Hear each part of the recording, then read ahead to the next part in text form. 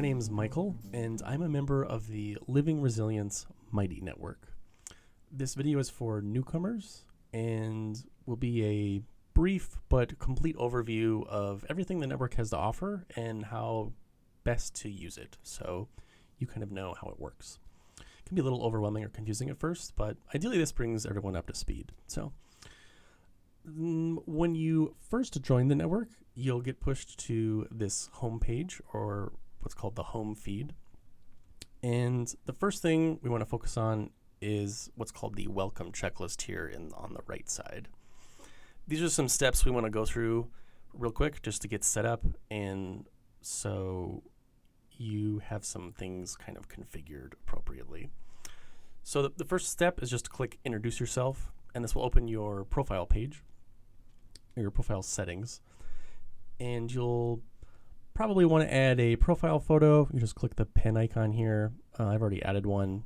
And ideally, you add just a short description of yourself, and if you're feeling generous, also something a little longer to kind of introduce yourself. And once you do this, it will make a post on the network, so people will already know that a new person has joined. This just gives us some context to who you are and the opportunity to interact with you a little bit better. So once you fill those out, you just hit save, and then I'm going to close this, and we'll go on to the next step, which is your notifications. So you want to click adjust your notifications. One of the features of Mighty Networks is similar to Facebook. You can very granularly control what kind of activity you're notified about. So there are email updates if you want to be getting those either as activity happens, or if you just want everything combined in a daily digest. You can also install the app on Android or iOS and or only get updates that way. Now, there are a bunch of different notification types. These will all be on when you first join. You can turn any or all of these off if you want. When you're in the network, you'll also see these pop up here in the top right under the bell icon. So just so you know, you're not getting bombarded with things that you may or may not think are relevant to you, or if you want more or less of updates, essentially, of everything that's going on. The third step would be to follow a topic. So what topics are is they're sort of containers for specific topics and information.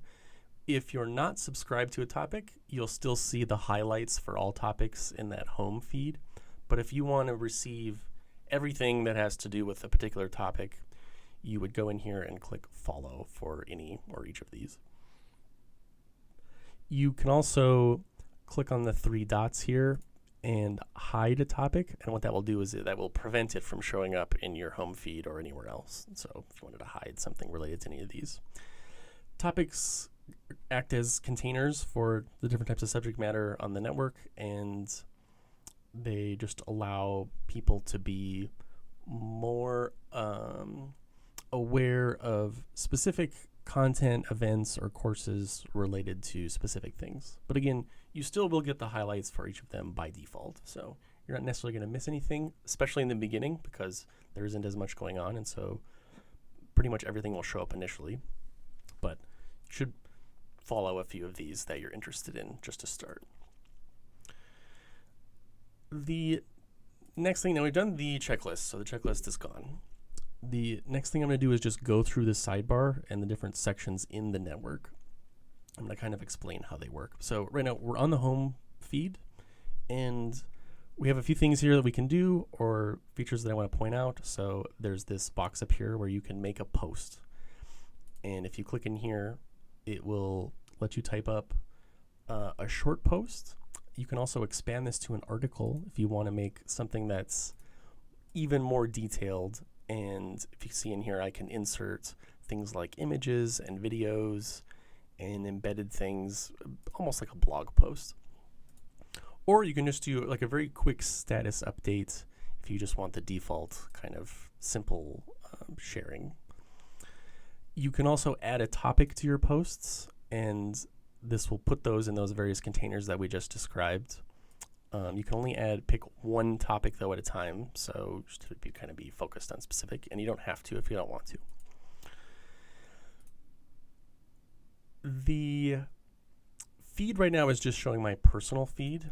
If I clicked on this, you have very granular control over what you may want to look at in your feed in any particular time. If you just want to look at what's going on or specific things from people near you. Now, these aren't as relevant right now since we haven't filled out the network a whole lot, but you can also sort here by what's just popular or the most recent.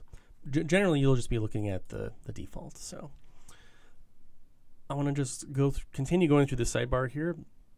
The discovery page, you're probably not going to use. It is sort of a mash of various highlights from everything. Everything here can be found everywhere else in the network. This is just kind of a brief or a broad overview of different things like top posts, the topics, which we already looked at, some of the top members, upcoming events, and all that.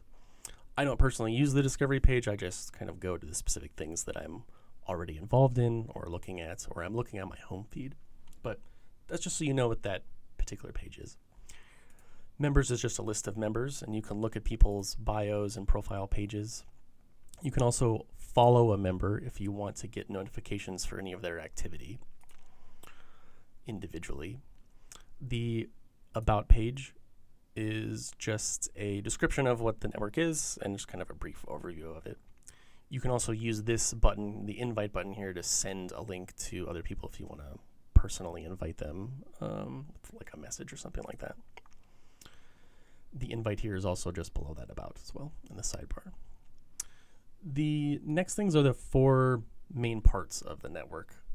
So there are the topics, obviously, which actually apply to everything. Everything can be labeled with a topic. There are events where you'll see any various upcoming events. Right now we just have this particular series, Wider Embraces. And if you click on each one of these, you can go into them and see the various details, kind of what it is, what it's about. And yeah, in some cases you can RSVP, but not all events will have that setting. Right now we just have this event as kind of an example, but groups, there are a lot of groups, and there's a lot that goes on with groups. Groups are essentially their own container and sub network. So if I go into a particular group, I can show you an example here, but we just have a new member group for people. If I join this group, and then that gives me the option to view it. And each group can have its own activity feed for the things that are going on in that group. And groups can have their own subset of events or courses and stuff like that. But that's just kind of how groups work. That's not necessarily how this group functions. When you go into a group, the header will change a particular color for that group, and you'll see the title of the group, and you can make a post just into that particular group. So I'm going to go back to the network now by just clicking up here, and so now I'm back out of that group onto the list of groups page. We have a number of groups that are based around the different types of levels of contributions to the network. So there's one for supporters, which is just a $5 level. And there's the community of practice, which is a $20 level, and benefactors at a $50 level.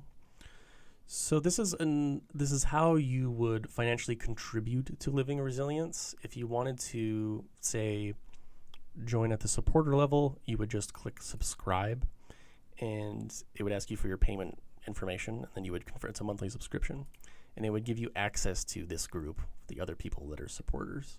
Now, the goal isn't to silo specific conversations for people that are only able to donate a certain amount. So it's not necessarily that if you're joining at a higher level, you're getting privileged access to specific content.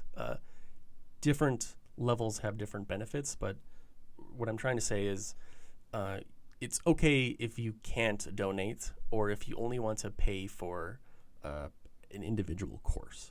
There's nothing in here. These are just ways to contribute to the network at a particular level. You can then see who is contributing at those levels. That's it.